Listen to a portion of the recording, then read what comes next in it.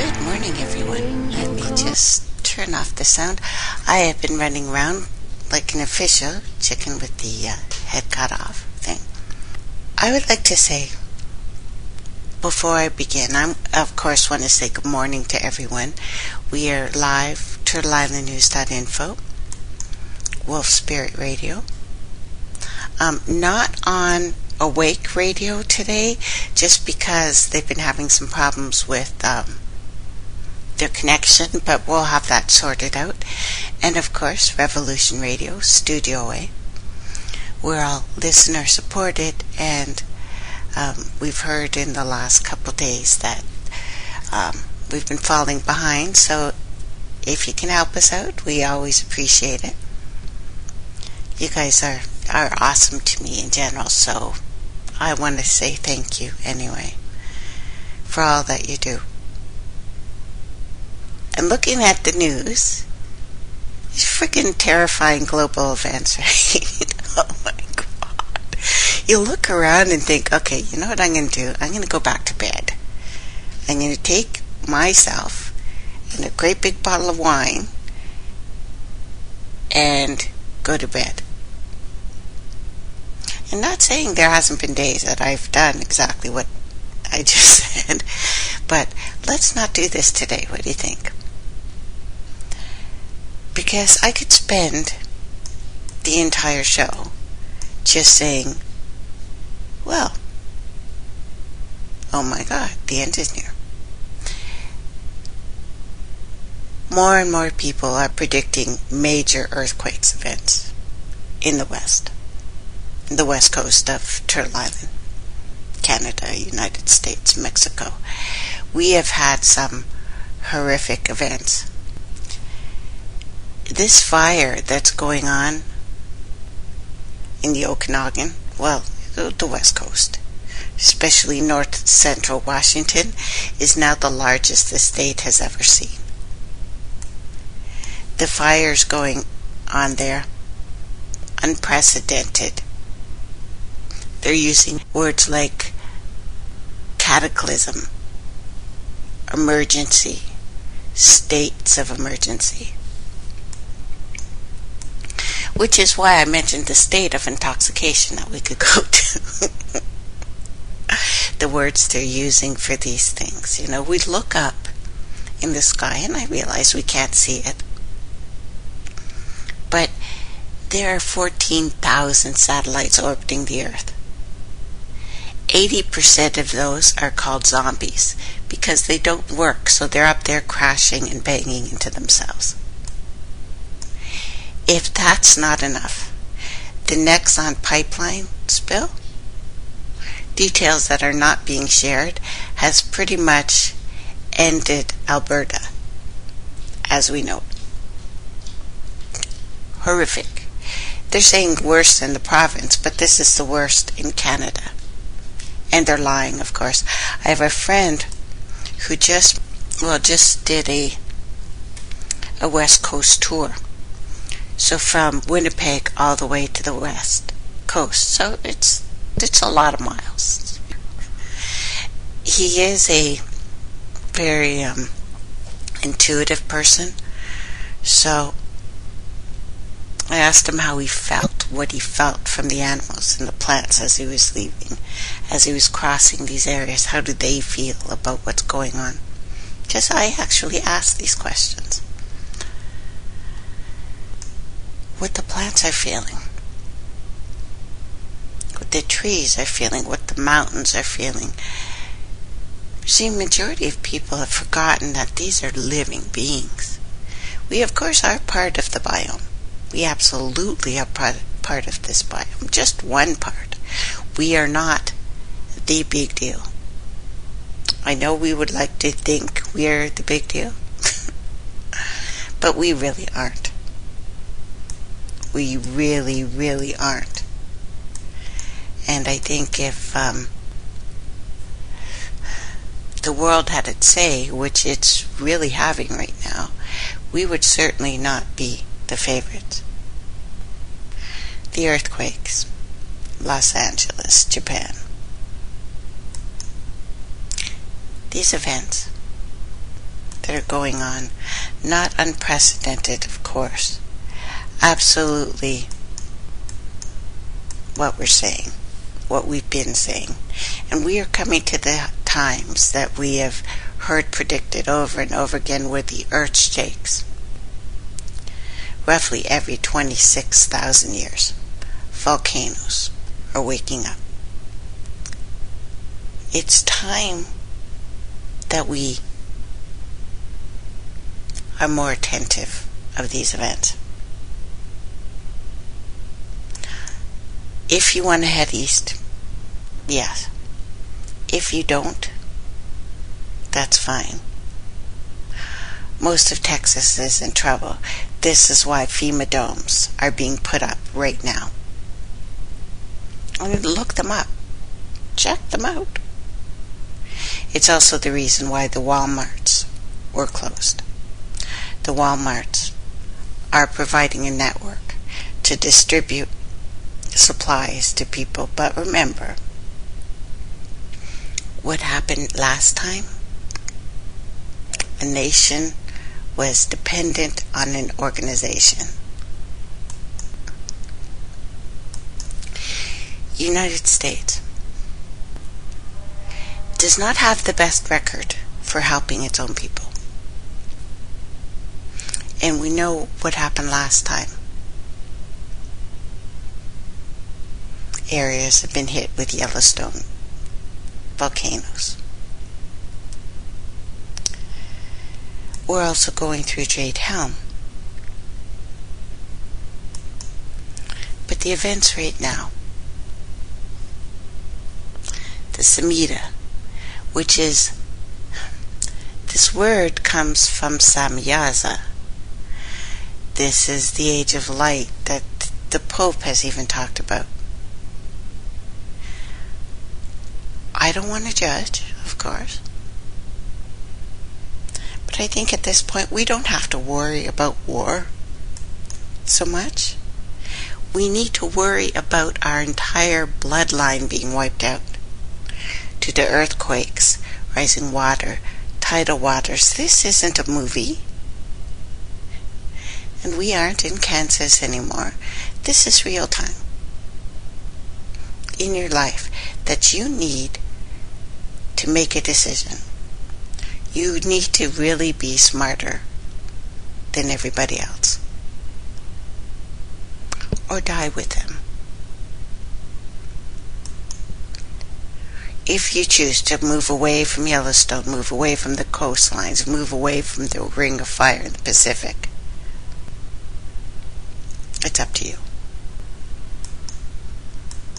It is. It's up to you.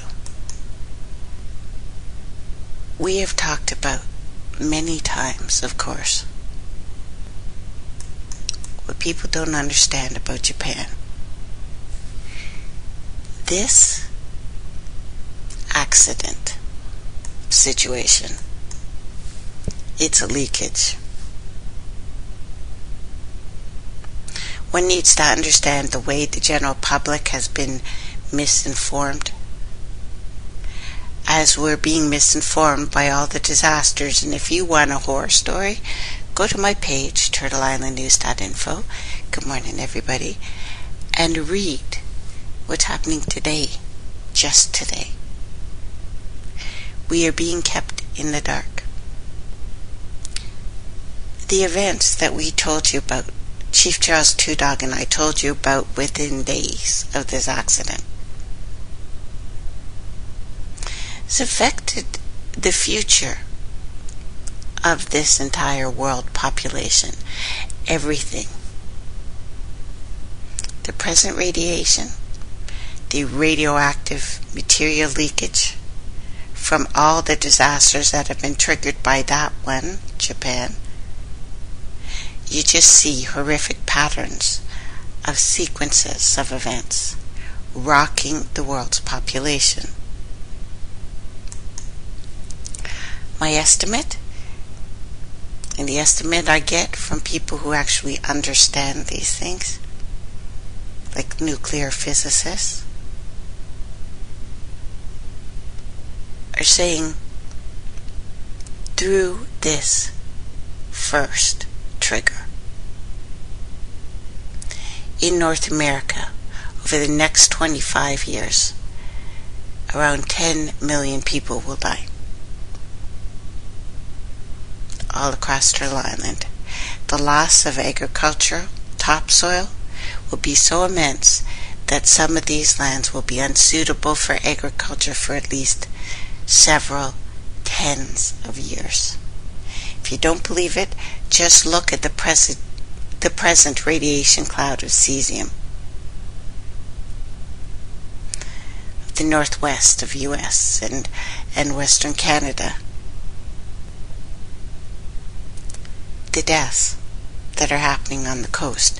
And our scientists are still sitting there and shaking our heads, learning from Chernobyl and what it taught us about nuclear reactors and their controllers,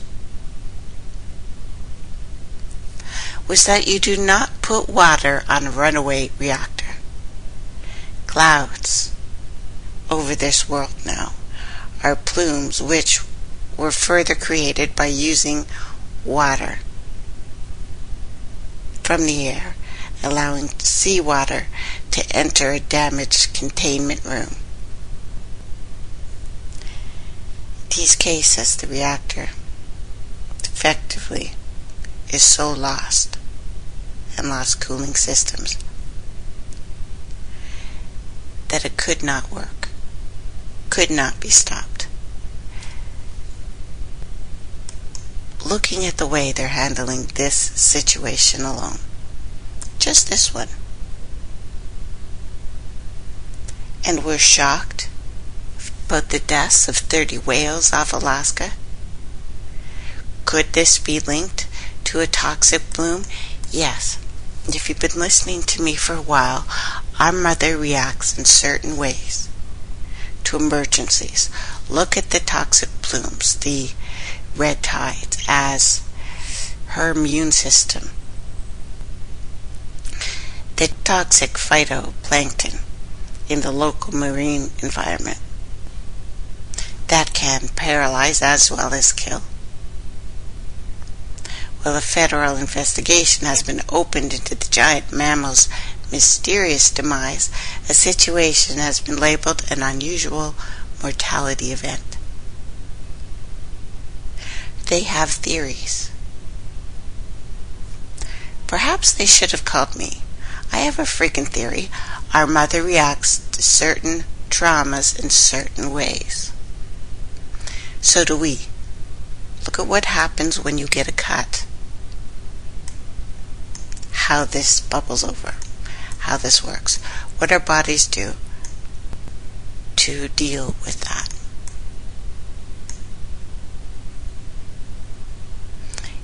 It's not surprising. You know, in the rush to export coal all over the world has been an environmental and economic mistake. I posted some pictures of what's going on in Gladstone, Queensland today.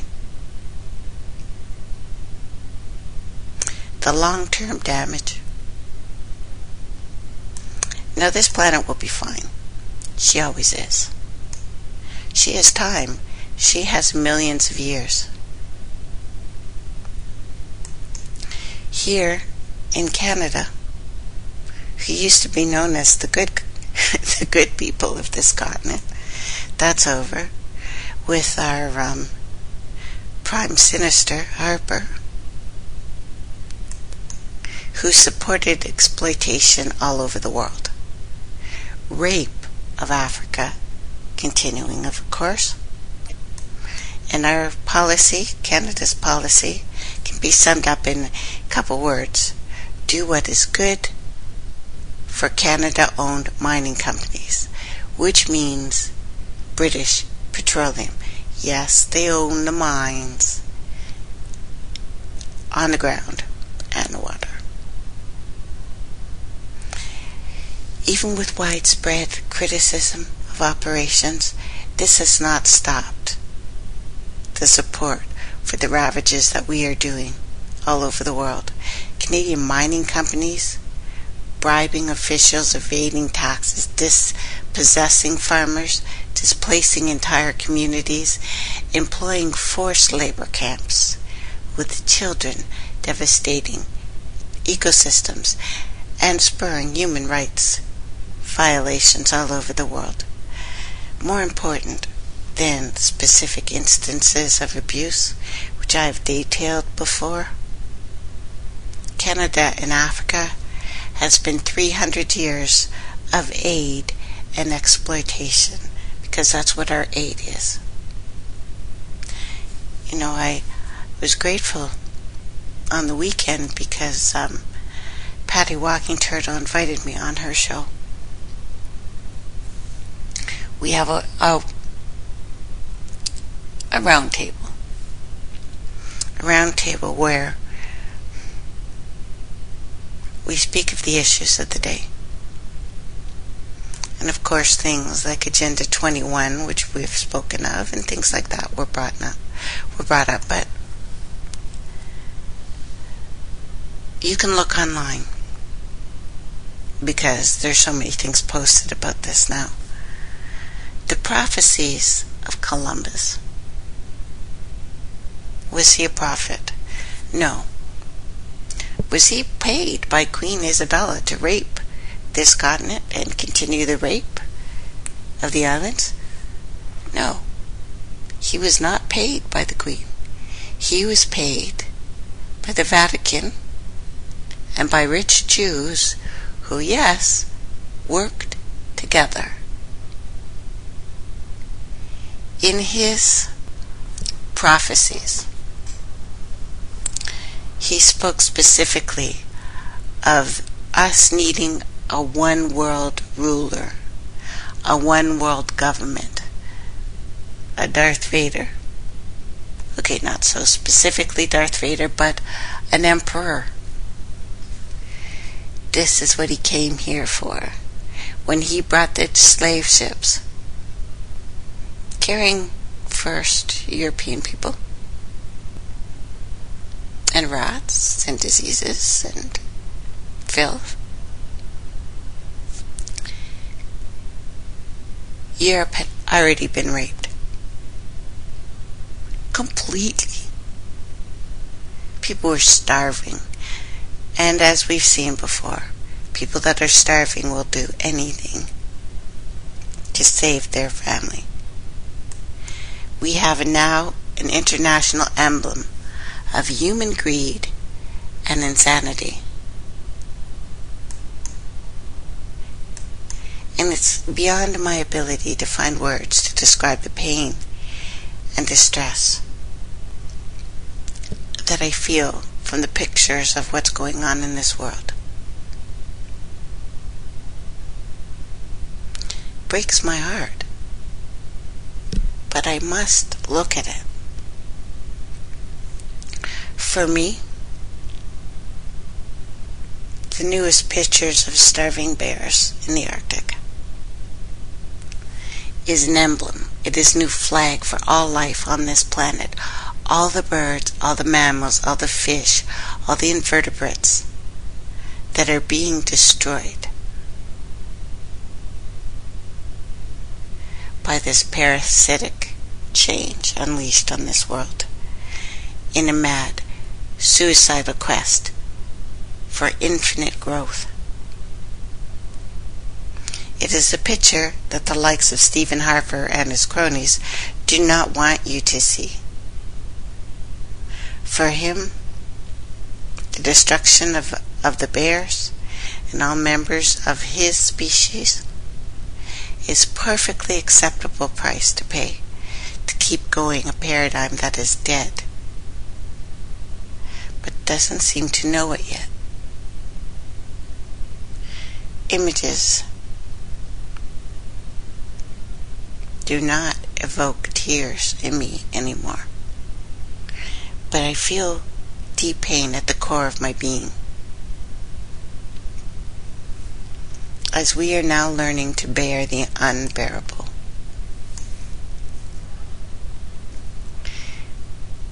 and reflecting on our new habitat. On this anthropogenic change, near-term extinction. And I realize I have a habit of collecting news stories that tend to support what I have come to describe as the collapse of human and industrial societies. I realize this.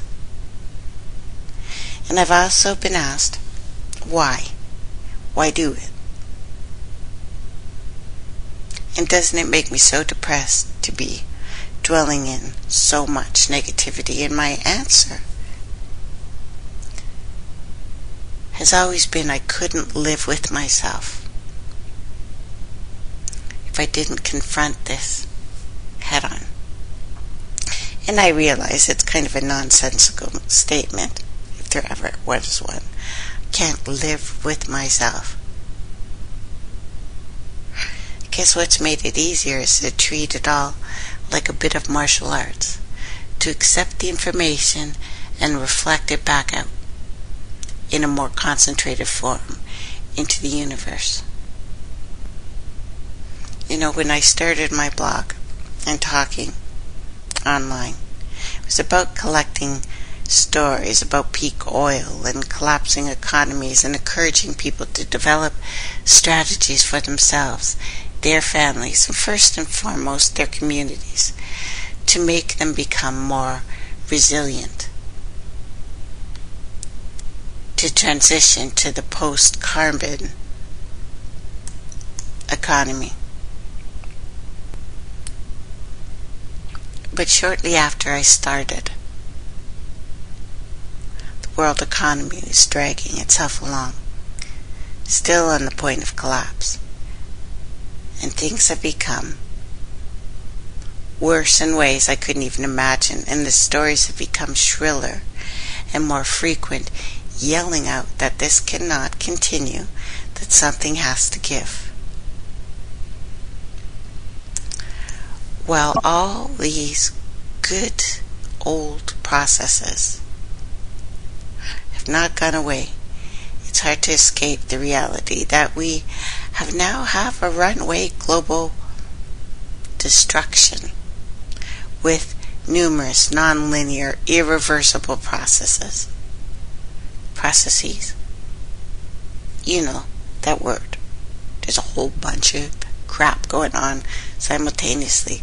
Positive feedback loops that ensure, in essence, the hotter it gets, the faster it gets it.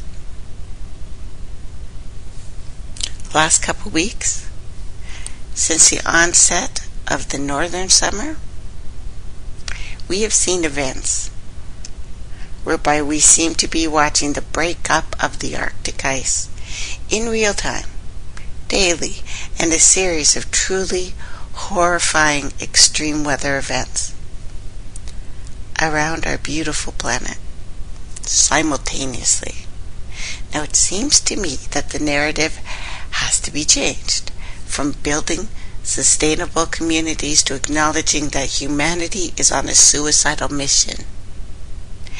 And the greatest likelihood is that we, along with the rest of life, are heading for extinction. They're calling it near-term extinction. I guess that's softer. Would you like it softer? I woke up this morning after listening to Guy McPherson's interview with Doomsday Dinner for the second time, with a strong need to make a tactical retreat, to process myself, or at least for myself, what this means. And there are various ways we can process these things. One, completely ignore reality. Take refuge in the lies, distractions of the mainstream corporate media, all owned by six guys, along with usually comes and unconscious anger at having one's comfortable view of life challenged by the likes of you or I. Highly likely that these things get worse. And as they get worse, this anger will take on violent forms. These are the people that have become foot soldiers for fascism, who will inevitably blame the victims, will look for reasons for their predicament anywhere other than in the mirror.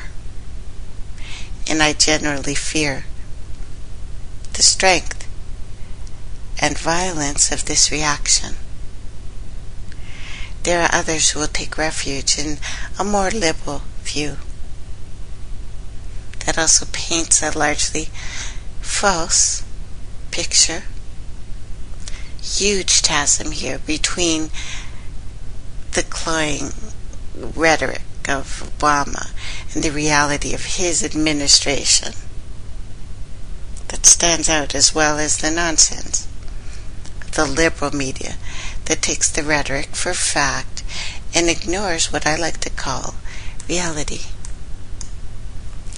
When it comes to what's going on climate-wise, the majority of those who recognize its reality will follow the official line, which paints a frightening but false picture of some sort of linear change. The oceans will rise, the world will get hotter, but not in our lifetime. Go have a beer, another cookie. And I have become somewhat used to the distortions of media. It seems to be a complete taboo against dealing with any kind of reality, other than a brief item here and there and things always in isolation from the global context and the reality of what we're seeing on the ground.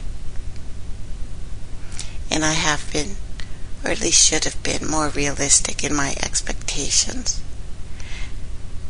that the stark realities of rapid sea ice melt and methane release, along with all of the other feedback loops caused by these things, would be reflected somewhere in mainstream science. But it turns out it has not.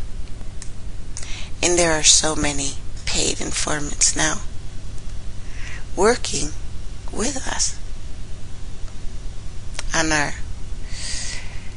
allegedly free media sites, all of independence, but some people are getting really, really well paid, juicily well paid, shiny, bubbly, well paid. And the actual observations of scientists who are actually working in the Arctic and the Antarctic has long overtaken the computer projections of this mainstream science. There's a David Westell, Apologia program, UK, in his excellent presentation on the Arctic, on the feedback mechanisms, makes it clear how wide the gulf between reality and the computer models are. I've always been aware of the inherent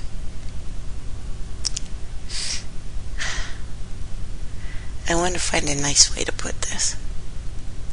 Conservativeness. How about that?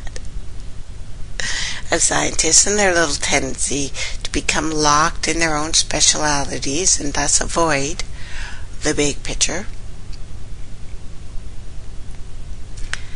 But international bodies who should be involved with these subjects, you would think, not only to all this though, but also to the considerable social and political pressures from member states who literally veto any conclusions they don't like.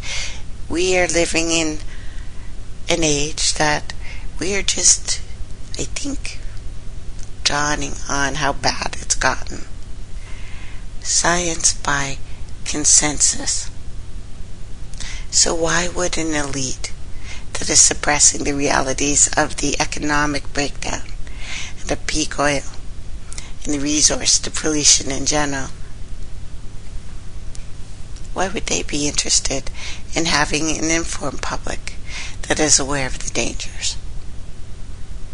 Why would they be interested in having people aware of the ecological collapse, the extinction of 200 species a day,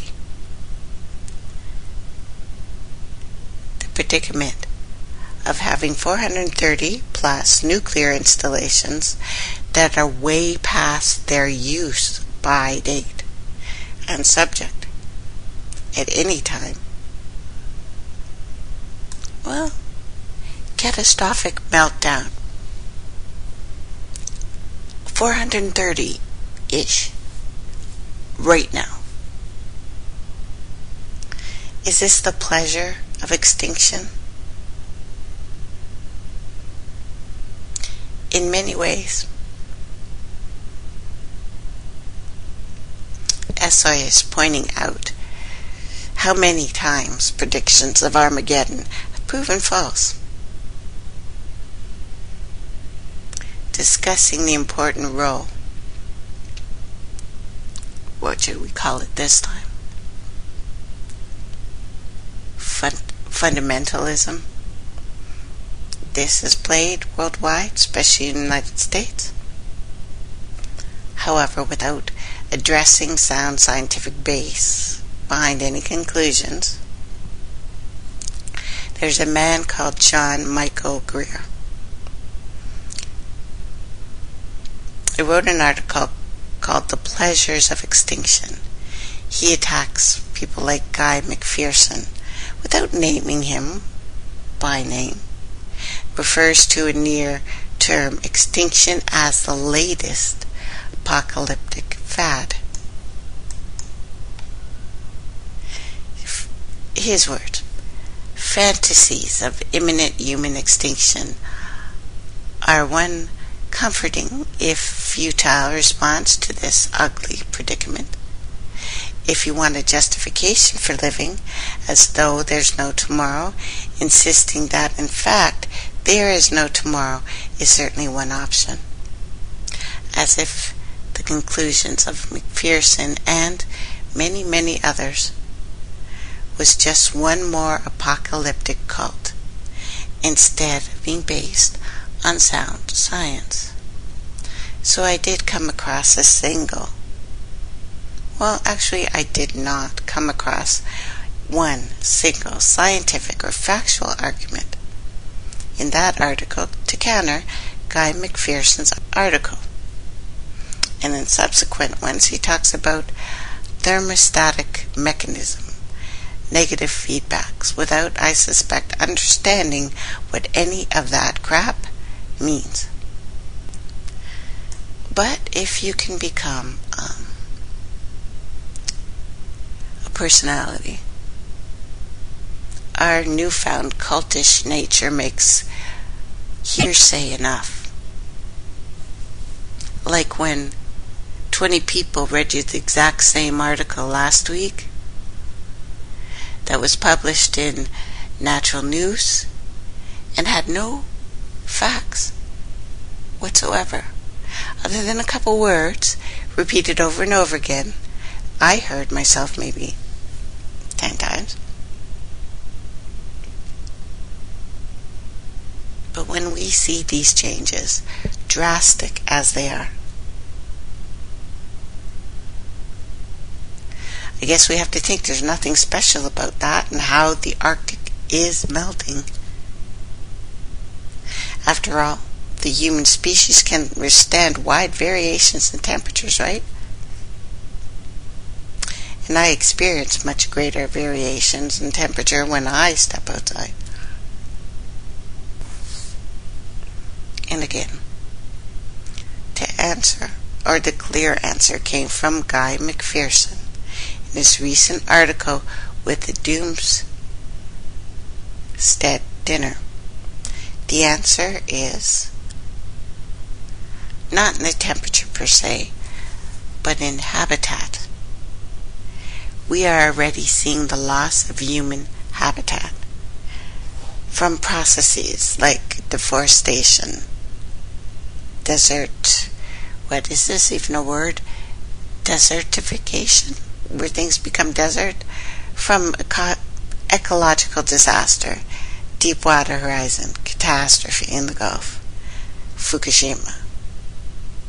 We are seeing acidation of the world's oceans and increasingly dead zones, anoxic zones in the water, oxygen-free zones in the water.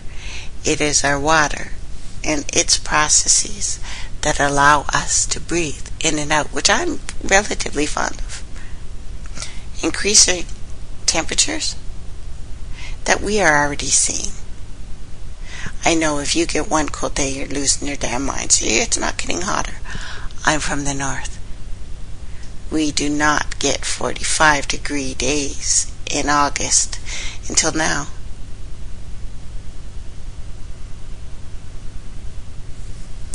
Future increases in concentrations of 400 parts per million CO2 in the atmosphere.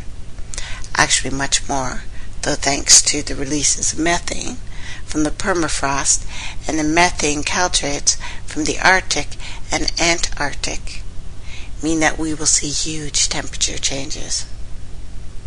A huge range in changes. And already we are seeing that in recent climatic events, such as the heat wave in Alaska and Siberia, where temperatures went from freezing to 90 in a space of 50 hours. 90 Fahrenheit.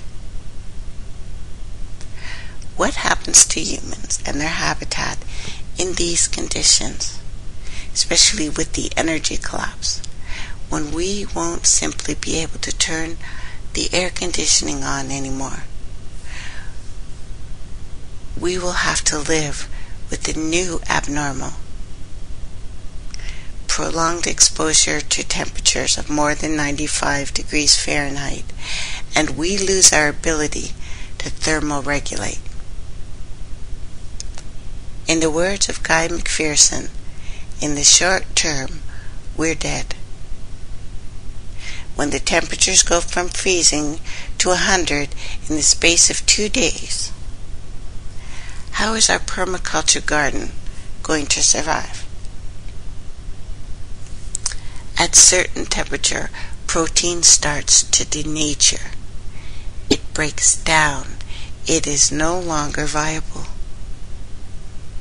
I would contend this means we lose our ability to feed ourselves quite quickly, let alone the ability to feed our 7 billion brothers and sisters. No sane person would wish for the extinction of life on this planet. Still, let's make a big deal about it.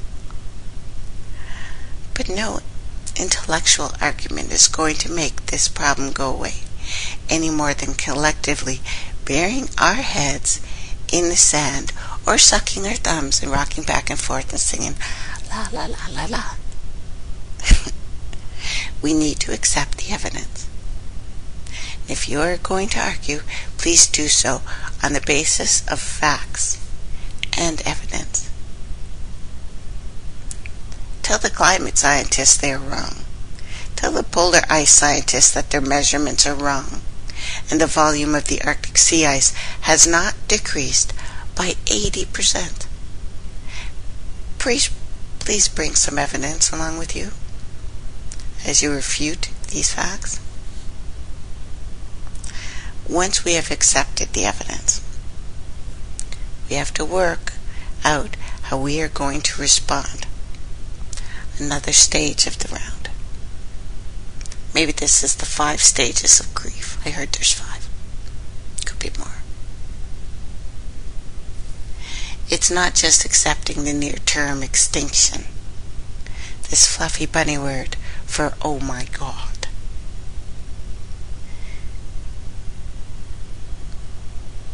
It's a probability, not a fact. Perhaps we need to learn to live with uncertainty. That, for me, at least, is harder. Common argument against dealing with the facts is that people are incapable of doing so. So we should only give them such facts as they can deal with. Always leave room for hope. And the light workers and the Archangel Michael. Always hope. To me, that roughly equates to lying to you. And to the perennial objection that only possible reactions are to fall into the most abject depression, become a hedonist, party our way to oblivion. Given the way that most of us in the developed world would lead our lives, it is impossible to distinguish how living as a hedonist could be distinguished from the way we are already freaking living our lives. And regarding depression, does that have to be terminal? We can't move from anger to denial, to anger, to depression, to acceptance. What about looking at reality in the eyes without blinking? For me, it is the only way of living my life. Anyway, personal choice. And I realize every day I wake up with at least 2 new gifts. My eyes opening. But if this is not crazy enough, and I wanted to give you something a little funny crazy. It's funny, crazy, weird, odd. Okay, 50 ships have just vanished. I mean it. They've just disappeared. I don't know if disappeared is a nice way to say, okay, we sunk your 50 ships. Take that. North Korea submarines, 50 of them, have just gone bye-bye. That's 70% of the country's known fleet. Left their bases and disappeared from radar. A development that comes as 2 Koreas announced Monday that they plan to lift the semi-state of war. That's like, you know what, I'm a little bit pregnant. I'm sorry, you're either pregnant or you're not. So semi-state war. Semi-state. Is that not a conductive thing?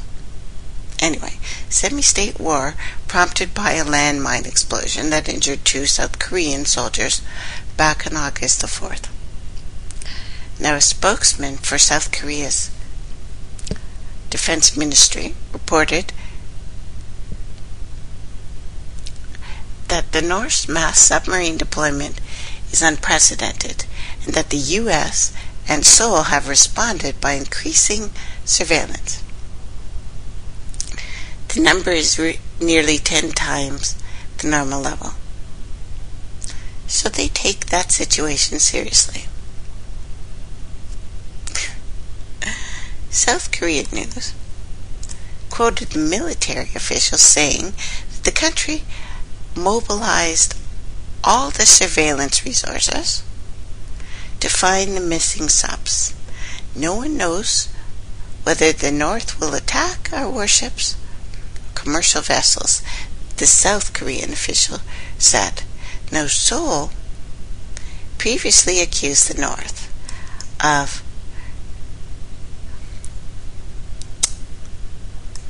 torpedoing a South Korean warship back in 2010 in an attack that killed 46 people. Of course, responsibility was completely denied. Nobody did it. The missile came from angels. I don't know. But anyway, it was reported on Monday that North Korea deployed 20 air cushion landing crafts near the Yellow Sea border with the South. The amphibious landing craft, which actually is relatively cool, reportedly left a North Korean naval base in North Korea. That was part as the agreement announced Monday afternoon after several days of marathon negotiation and said pissing match, testosterone flying all over the place.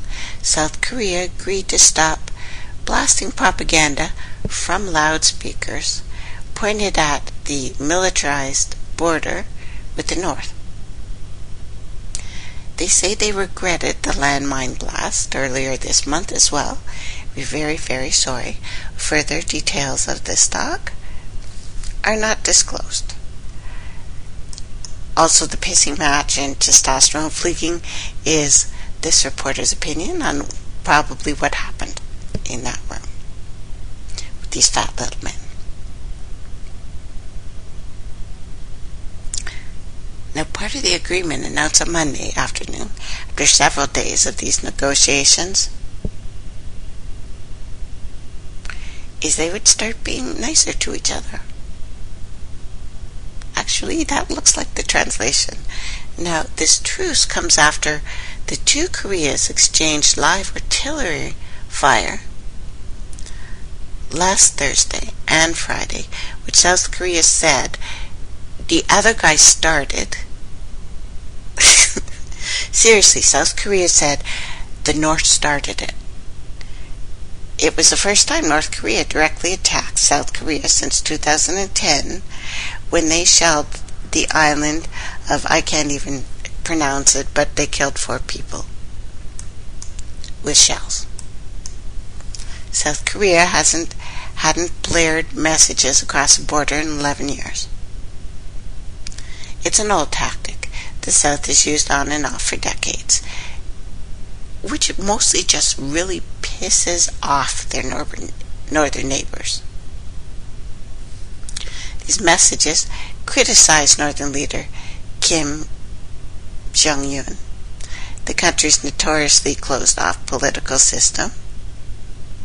The two countries have technically been at war since the 50s, with occasional skirmishes and pissing matches and breaking the ceasefire every now and then.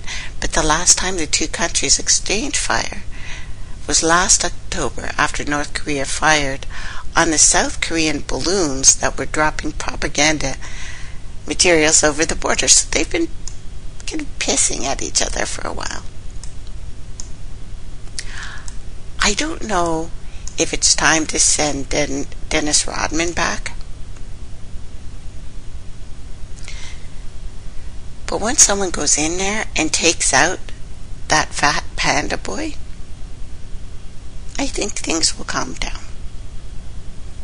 Those people will kiss the feet of their God King, but will rejoice when they are free. Take out the fat panda boy, and the world will give you food and employment. I'm sure these deals are being made right now. And of course, Fat Panda Boy is my opinion, which, could be said a little nicer, but I couldn't think of anything else that was more accurate. So we have Fat Panda Boy over there. We have now confirmation that Sandra Bland's death is being investigated as a murder, not a suicide. And pictures that I put up last week of "that's not her" are true. She is now being called a civil rights advocate, which is not exactly true. Calling her a police accountability activist, not exactly true.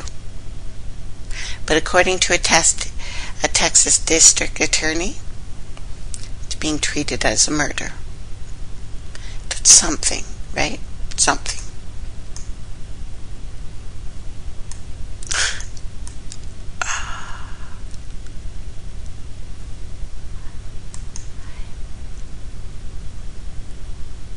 We are faced with a war.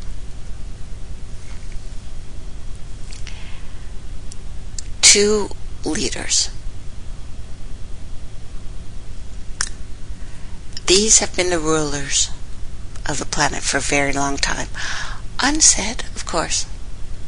These are the angels. They are time and patience. You know, when I was a kid, my grandmother would get me to eat by saying, the more you stare at it, the more there is. And I know this is not the time to finish your plate, but do you know what I mean?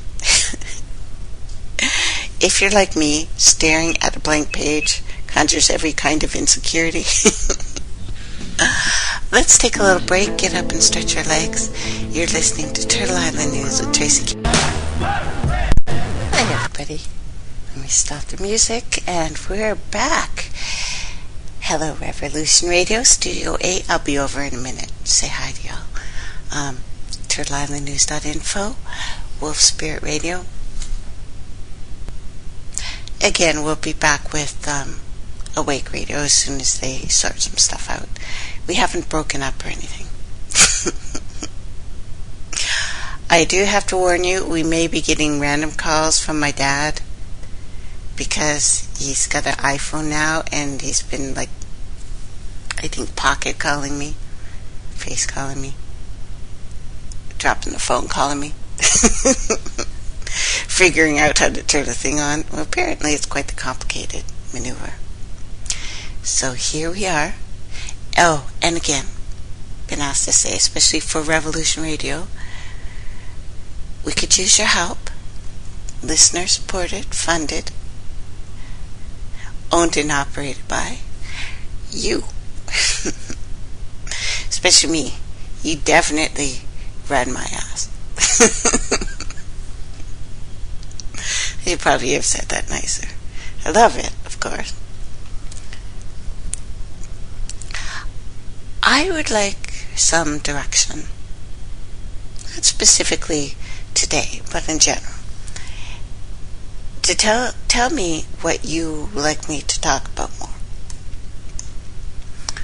On the left-hand side of my page, www.turtleislandnews.info, you will see a contact form.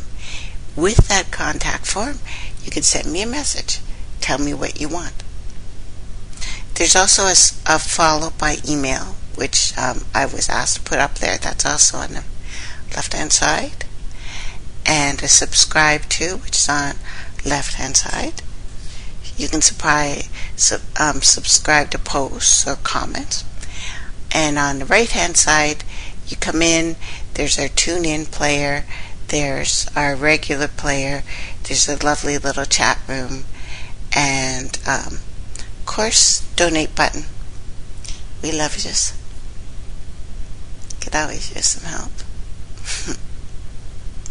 So, terrifying global events. Well, China had the fourth set of chemical explosions.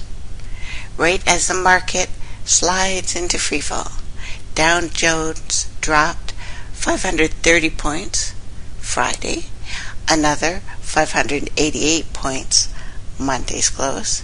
These events are starting to produce huge headlines.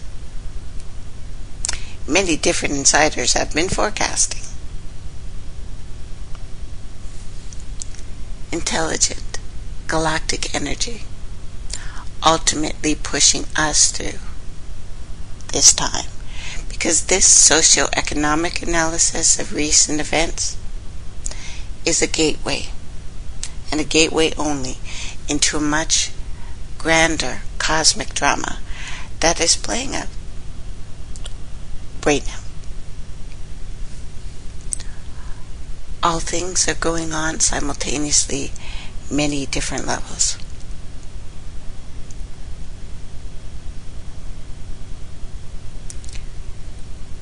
I know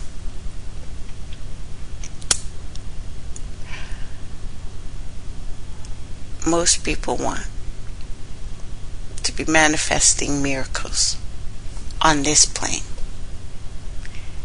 And that if it wasn't for you, none of this would ever be possible.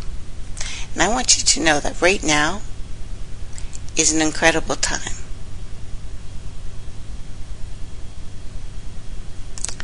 In all times are both things simultaneously. I need you to remember, before I go on, if I go on with the news, that you are powerful and do and can create your own reality. You are the one who can change your reality at any given moment, should you choose to do so. And I want you to understand that. Ingrain it into your psyche. Allow this knowing to penetrate your entire being. Reach all the way down to your subconscious. Align your thinking patterns. Having said this, I have some challenging messages.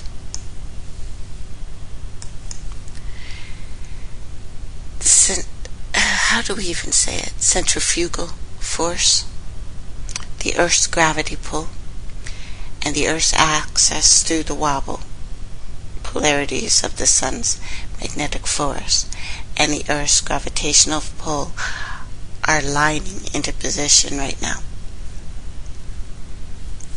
Within that pull and flip of polarities brings transformation of mathematical ideas that are arising within the psyche of many people right now in order to reconstruct the understanding of workings of this universe and the very planet on which you live. In this vehicle you are wearing. We are wearing it. We are it.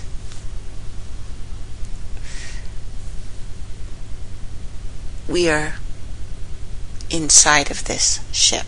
This our ship, these human bodies. This new gravitational pull that you are experiencing is changing you rapidly now. You feel this. It is causing your vehicles, whatever you choose to vibrate in, to move to higher frequencies. This translates into a feeling of butterflies sometimes in your stomach, heart palpitations that you think maybe you're smoking too much or you're drinking too much or you're running too fast. It's not. It's not that. A general feeling sometimes of floating, just a few feet above the ground, a feeling of disconnection with your vehicles. Yes, and I mean your body and whatever you happen to be riding in right now. Your car, your bus, your plane, whatever. The identities that you hold dear to in your heart, the identities that you have acquired are falling away. They are peeling away. And you are having to look into that mirror, that dark mirror, and really see the true nature of your being.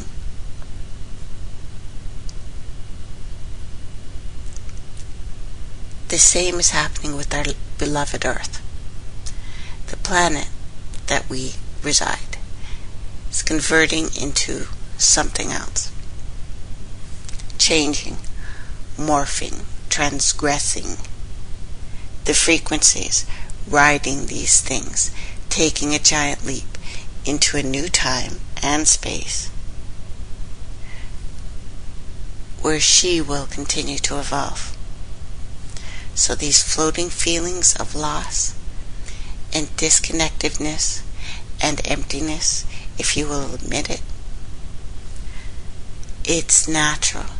It is a natural phenomenon experienced by many of us on this planet right now. Indeed, it is so that you are losing your identity now. You're being forced to acknowledge that which you are, that which you truly are.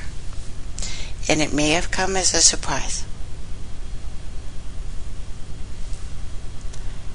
But understanding this new identity and the distortion of your familiar reality is causing massive upheavals to occur once again on our planet. Massive upheavals. For the inner and outer realities are clashing now, daily. Your inner reality is no longer associating with the outer illusionary world.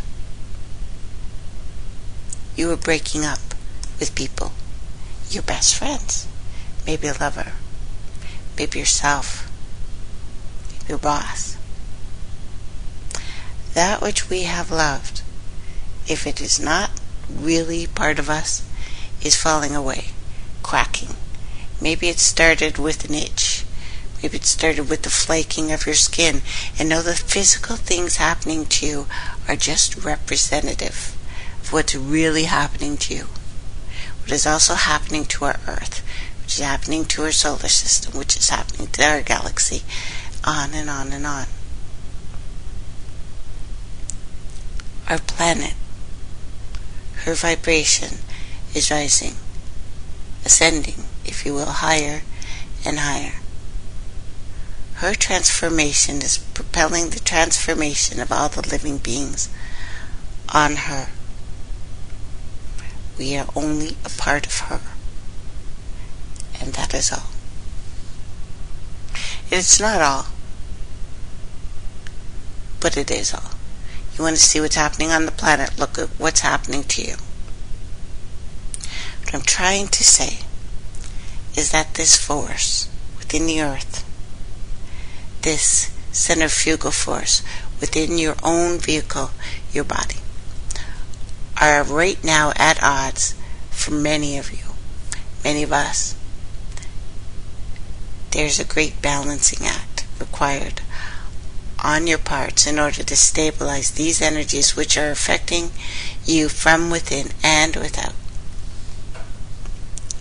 It is of the most importance to find balance, to walk evenly within by releasing the programming of yesteryear, yesterday, yesterminute. Acquire a new vibration, a new system. You must continue to thrive on this planet. You must.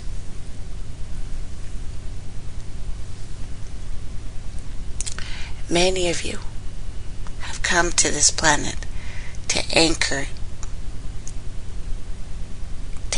the transformation, to hold, to stay. Many of us have lost beloveds in the last year. 2015 isn't over yet. Hold on to your butts. We're about to have a month of, I don't know, we may scream a little bit. This month is going to be tough. Now until September 21st. But wait till we get from September 21st to December 21st. I don't want to say it's going to get worse, but it's going to get worse. So you're going to find yourself busy. People are looking for massive awakening. There are massive changes. They are affecting us. Maybe some of you will be the ones that will guide lost souls, assist them in acquiring a new understanding, a new benevolent adherence to a new reality on which we must live. Whether we stay or whether we go, there has to be changes made. I read some interesting articles this morning. I didn't sleep much last night. I've been waking up every 2 hours. It's important. The night work is becoming very, very important. I'm sure you're feeling that too. Wondering, do we stay or do we go? Are we going off-world? You will not leave this earth unless you've changed. There is nothing out there that would allow us passage. There's nothing. It's fake. There's no way. Even in our upper atmosphere, which holds the human resonance, we'll get into that. There are beings. They are called sprites. They are called fairies now. These are the things that flash. One that I've told you about, that's most likely the angel architect, but these things are alive. I realize that science today doesn't look at them as alive, but they're obviously alive. And they're not warring with each other. One is white, bright, a light. It causes lightning. During the storms, it travels up and travels down and causes our steady resonance. There's the red one. These are the jinn. Also the demons. They're the red ones. This is why we're afraid of the color red sometimes. We're told that way. It raises the frequency of this planet higher. It has signals from beyond the galaxy. It takes those signals, sends it to our Earth. The white ones takes the signals from the sun and the other planets of our little solar system, sends that to your Earth. They're not fighting. They've never fought. They do a job. They always have. These things have been busy.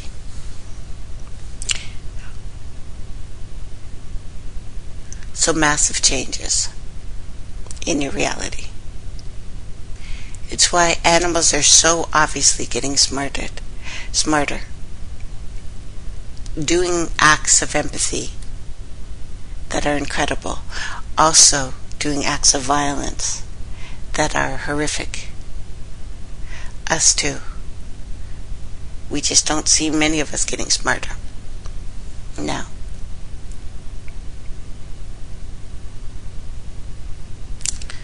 Stay alert to the rapid changes that you're feeling. I know you're feeling it. Stay grounded in your idea. Stay grounded in knowing that the truth is already in your heart. To lay out the way for those who are lost, return them home to their true selves. I ask you just to stay stable. Hold these vibrations. You are capable of this. Might seem far out, really strange, but I know you guys are used to it. I'm always a little strange, aren't I? Crashing, devastation, horrific, environmental catastrophes. We have a death rate for whales right now that is 1,500% higher. China's stock market lost 8.4% in an hour and a half. Same day, well, Monday. We have smoky skies in Alberta, and the devastation, of course, already going on Alberta. We have what looks like rod of God weapons being used all over the world. And this lunar tetrad pushing these events, stirring these events forward.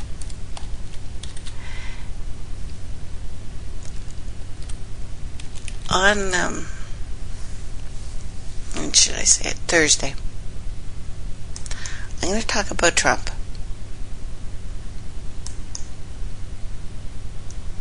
Been asked opinions on him. Well, I'm going to give it to you. But right now, we are in the age of sabotage.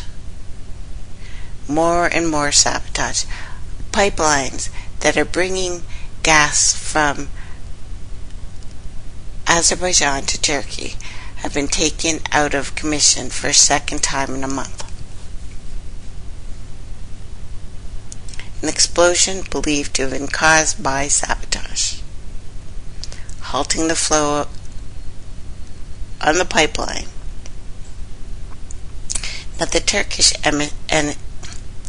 Energy Ministry confirmed that the flow on the line, and I'm not even going to try to say it, it's a gas pipeline, or the South Caucasus pipeline. It's been halted. An explosion believed to be sabotage. This time they're saying Kurdish workers. Now, they have admitted responsibility for the previous attack. Earlier, I think it was the 4th of August. TV footage shot in the Kars region in northeast Turkey, at close to where the explosion occurred, showed flames reaching hundreds of meters into the air, with the locals reporting that the explosion was heard miles away. Now, an official from BP consortium operating in Azerbaijan's gas field, which supplies 6.6, interesting number, billion, interesting again, cubic meters a year of gas, confirmed that the flow was restarted on Sunday after being halted for 3 weeks due to the planned maintenance. Now, the flow was still ramping up, not close to normal levels when the explosion occurred. The repairs on the line expected to take several days. The area around the site of the explosion still sealed off by security forces. Now, this sabotage second on the pipeline in the last 3 weeks. The line was previously blown up on August the 3rd. An attack claimed by the PKK, interesting again, which also claimed responsibility for similar sabotage attacks in Iran-Turkey gas line, July 27th, Iraq-Turkey oil line, July 28th. Now, the PKK last month announced that it was ending a 2-year ceasefire. This line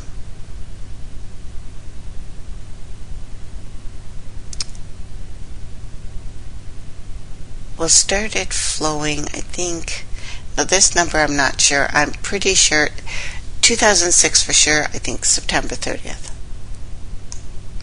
Horrific explosion on this line. Also, I would like to make a formal request for the world to stop shaking.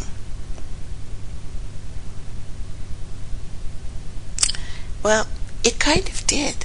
Really, only 3 major earthquakes so far in August, but the weird thing is, they were all in the exact same place. And what happened to the major earthquakes this month? August could produce the lowest major earthquake count since March 2013, when only 2 were registered. It's holding its energy. August registered so far 3 major quakes, all of them Solomon Islands. December 2013, January 2015 had low 4 major quakes. August has 6 days left. Why is it quiet? No idea.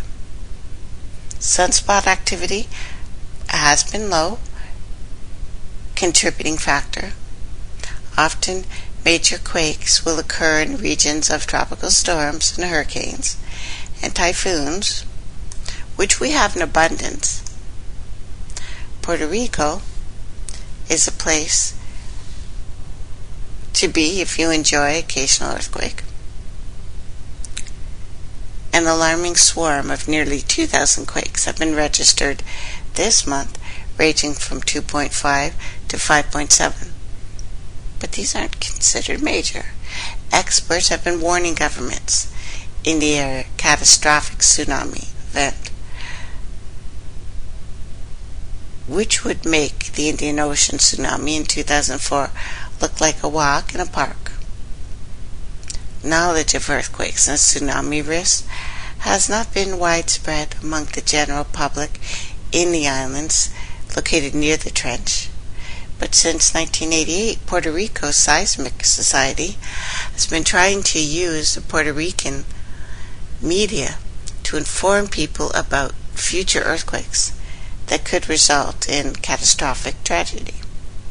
Following the 2004 tsunami, which affected more than 40 countries in the Indian Ocean, many more people now fear the consequences that such an event would bring into the Caribbean. Local governments have begun emergency planning. In the case of Puerto Rico and the U.S. Virgin Islands, the United States government has been studying the problem for years. Another swarm this month, again Oklahoma City, more than 150 this month, which coincidentally is hundreds of miles away from the fault line, turns out to be pumping millions of gallons of salty water from the oil wells deep in the bowels of the earth to give Oklahoma the shakes. So, yes, the earth is shaking. Tremors. Light ones. We have this, and a massive glacier has just dumped a chunk of ice off the coast of the western Greenland, so enormous that it can be seen from outer space. And satellite images from ESA, European Space Agency, revealed this thing the size of Manhattan broke off Greenland's, I'm not even going to attempt to say it, glacier. Earlier this month, possibly making it the largest carving ever recorded. This huge iceberg is almost 5 miles square in size. An ESA estimate said that it would cover an entire island, Manhattan, with a layer of ice some 1,000 feet, 300 meters thick. Scientists believe the iceberg was likely responsible for the famous sinking of the Titanic. Not this iceberg, but another one. Now, images from the Sentinel-1A satellite, who is apparently one of the 20% not crashing and banging out there. It's funny, 14,000 satellites, and not one of them can show us the true image of space or the Earth. She says to herself. Although, of course, 80% zombies. Maybe it's the zombie images we're getting. Okay, let's blame it on the zombies. Moving on. It's moving towards the coast right now. It's called a carving event. Took around August 14th, August 16th that it finally broke off. Now, this glacier produces 10% of Greenland's icebergs, counts for 6.5% of the drainage of the Iceland or Greenland ice sheet. So it's 40 billion tons of ice that break off the glacier and fall into the ocean each year. Now, according to the Arctic Sea Blog, this latest calving event, biggest ever. But apparently it's moving, in their words, galloping speed.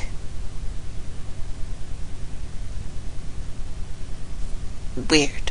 But over the past 25 years, Greenland's ice sheet has been melting 30% faster.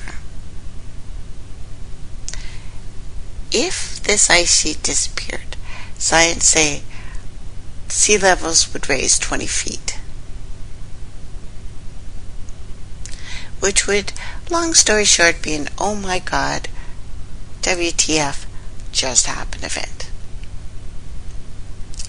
Now, about the crash, a former advisor to Gordon Brown has urged people to stock up on canned goods, bottled water, as stock markets around the world are sliding. Sliding is a nice way to say it. I would say it's run off the cliff and it is now falling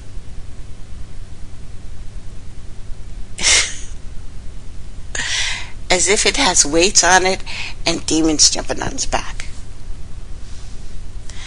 You should have the means to make water from your air in your house right now, or know how to go get it from outside. Seriously, right now. Now, we will hear terror porn news about this.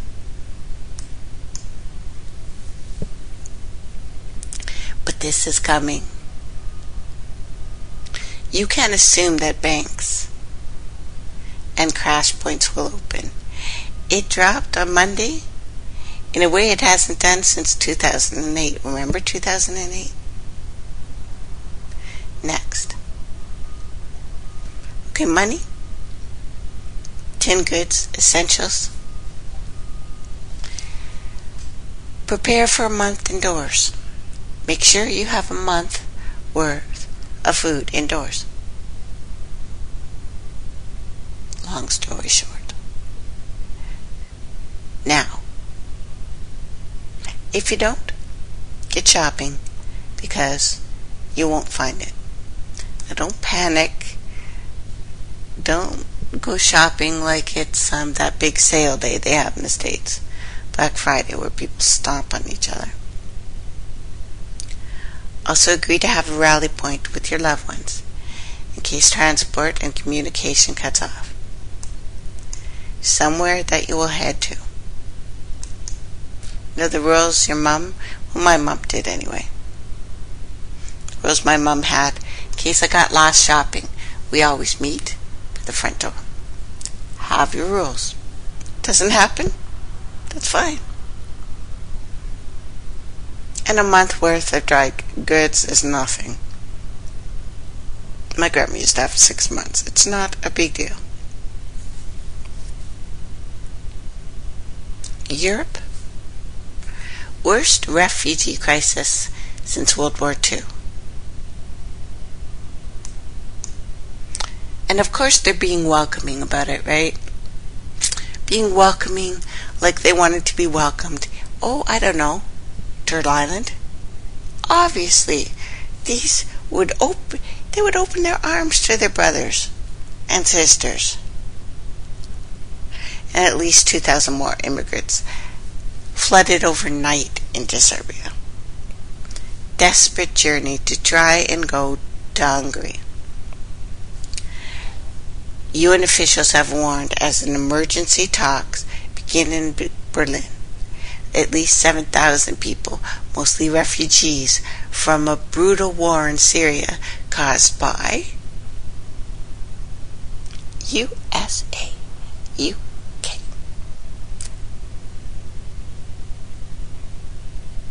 This has been registered in the last couple of days in an overwhelmed Serbia as Europe's worst refugee crisis in a half century rapidly worsens. Get ready You ain't seen nothing yet. Nothing. Nothing. We are about to see the biggest migration ever.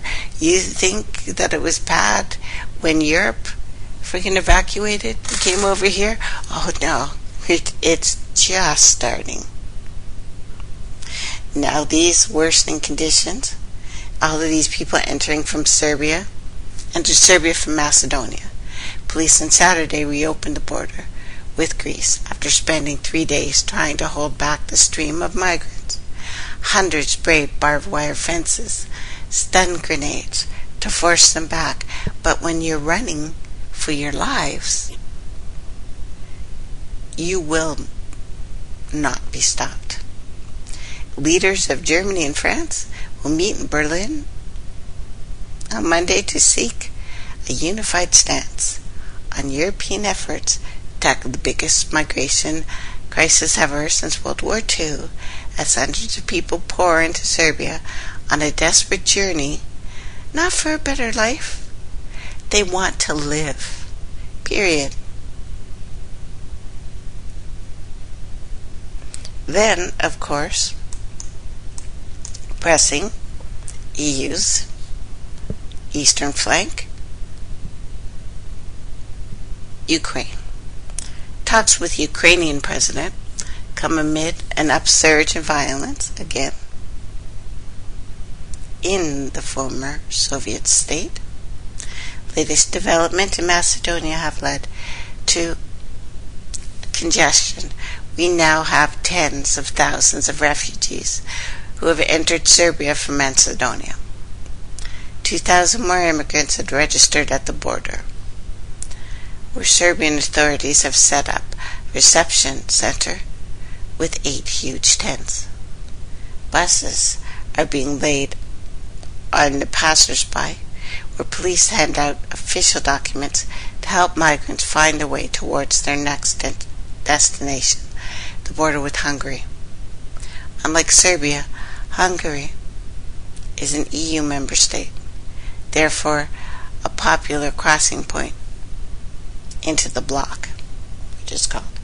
Although the country is currently building a 4-meter, 13-foot barbed fence along its border to stop the people fleeing for their lives. And I know I'm going to be getting messages because you don't understand what it's like to have people invading your country. Oh, contraire. Well, mes amis, I understand. This thing happening to our white brothers and sisters. Come on now, come get some. Yes. You can't remain with your children and no future while these places are being torn apart. You can't. People are running for their lives. They don't want your little freedom. They want you to live. Now, World War III by any other name. China has attacked the U.S. economy. The U.S. retaliates. Iran and Saudi Arabia fight proxy wars. Koreans at loggerheads. Cyber attacks around the globe. Climate friggin' disaster is killing just about everything. The latest strange mishap in a month of strange mishaps, a steel plant near the Haneda airport south of the Japanese capital, Tokyo, is burning out of freaking control. And it is just the latest unexpected explosion around the world this month after similar fires in China times 3, US times 4, Russia times a couple. So anyway, the 3 main protagonists, China, Russia, US, allegedly. Now the political climate at the moment resembles a build-up to World War I, as I said last week. The U.S. military base exploded in a fireball. Kanagawa, near Tokyo. The Pentagon confirmed this Sunday that an explosion occurred at a U.S. military base in Japan. No injuries reported. Department of Defense spokesman said later that the blast happened just after midnight at a building on the U.S. Army post about 25 miles southwest of Tokyo.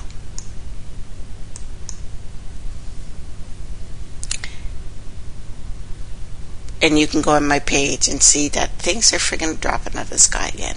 Now the global shares nosedive. Another war waging on the stock market. This is a war, which probably why China's infrastructure has been targeted recently with the 3 unexplained explosions. At least 3. We can confirm 3.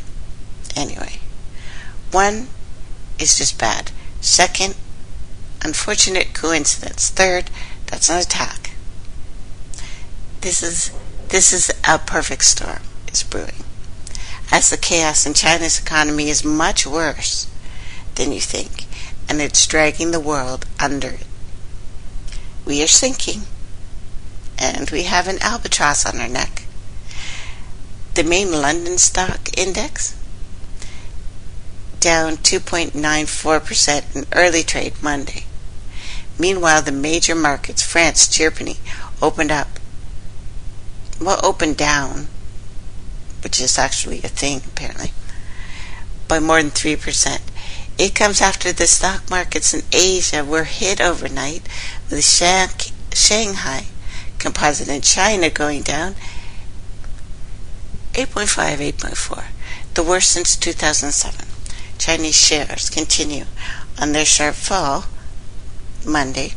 Tuesday, as concerns over the country's slowing growth. Volatile markets spark panic amongst traders. This is not why the United States has got its little britches in a knot is the problem. Anywho, it is a dramatic tumble that is dragging across everything. Hong Kong index dropped 4.9, while the region's biggest stock market went 4.6. Lowest in 5 months. Australia finished 4.1 lower. South Korea's index wrapped up 2.5 lower. Global market crash. Live. Massive fires erupted in Moscow again, southeastern Moscow, not far from the site of the oil refinery last week, creating a gigantic column of fire seen as far as Red Square. Meanwhile, the saber rattling jumps up and down a notch. Along with the tension, Chinese and Russian navies are gearing up for their largest ever joint exercises, slated to begin Thursday in the Pacific, with more than 20 ships featuring anti-submarine operations as well as joint beach landings. Oh yeah. Is that enough? Because we are not finished yet. They're calling it Joint Sea 2005 2. Or 2015. These exercises will run through August 28th in the Sea of Japan, off the coast of Vladivostok. Hey, I can pronounce that. There you go. Now, of course, the U.S. have responded in kind.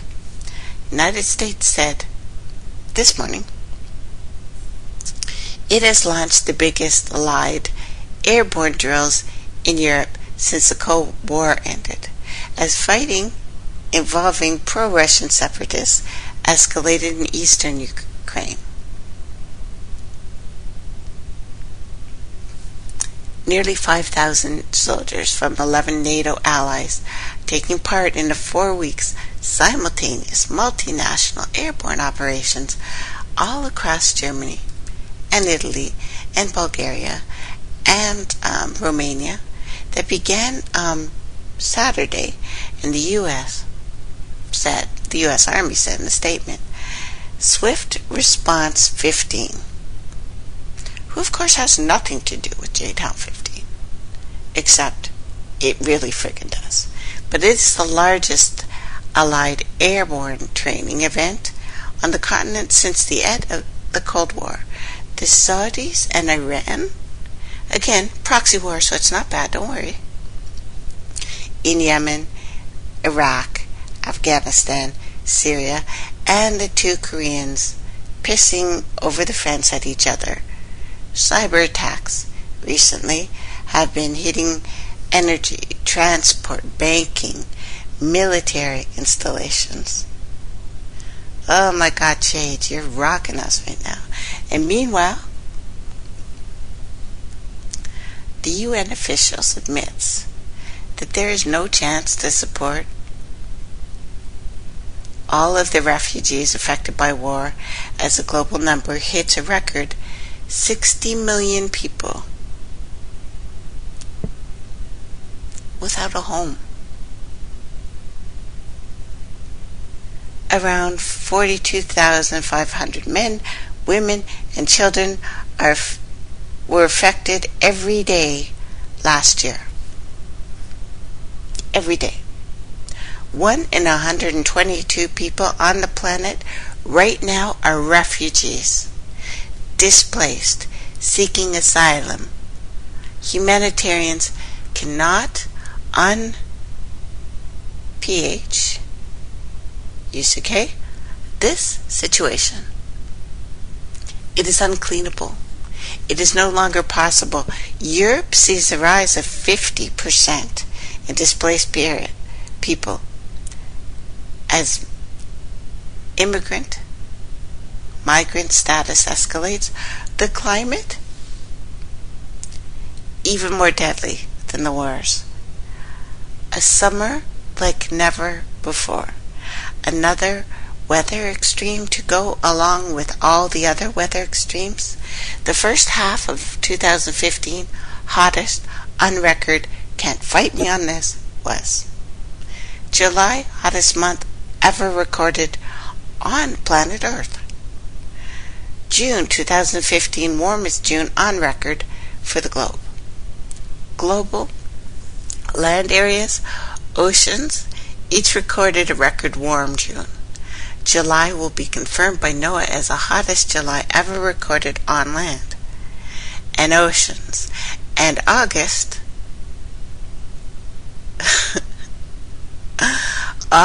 is off the hook, and we're not done yet. This summer has been the hottest ever since we started writing this stuff down.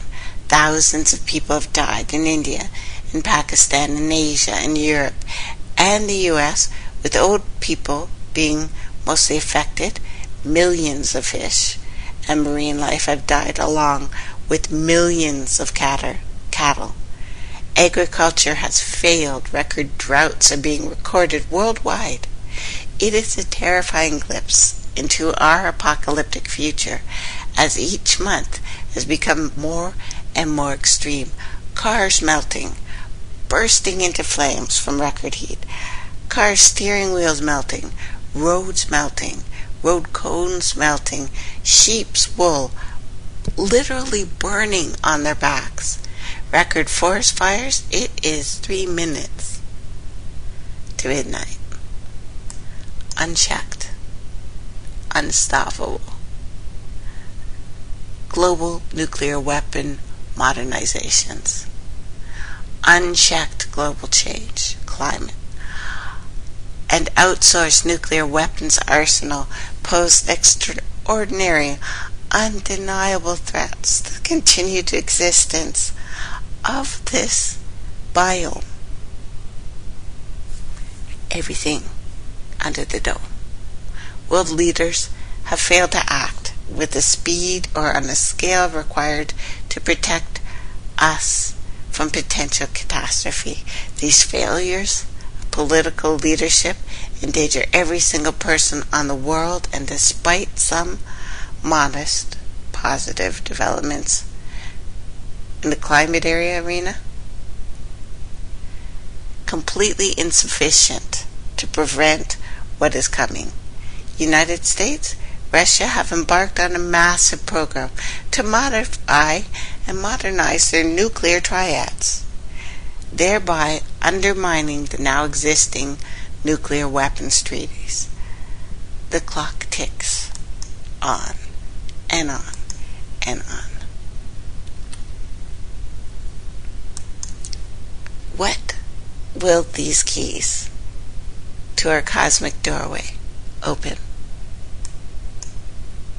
First, we have Pope Francis, the fisher of men. And sometimes you have to look back to see ahead. The origin of the Pope's strange fish hat rooted ancient Babylon. Dogon, Hebrew word Dogon, means fish. When studied from the side view, the hat, the mitre, that Pope Francis wears is symbolic of the open mouth of a fish. The Pope is like Dagon. And Jesus, again, fisher of men, hungry fish, hungry ghost. Jesus often went fishing with his disciples, eventually told them he would make them fishers of men. Some say Jesus is a symbolic astrological sign of Pisces, the fish. Modern symbol for Jesus is actually the bladder of the fish, so the Vesica Pisces. Dagon, Jesus, Pope. The first sign, 6,000 years or so ago, was Taurus. After the Old Norse, the bull, believe it or not. And that's because the sign Taurus came up on the horizon. Okay, Thursday, let's play some Donald Trump and see if we can, let's make it even. See you guys Thursday. Bye for now.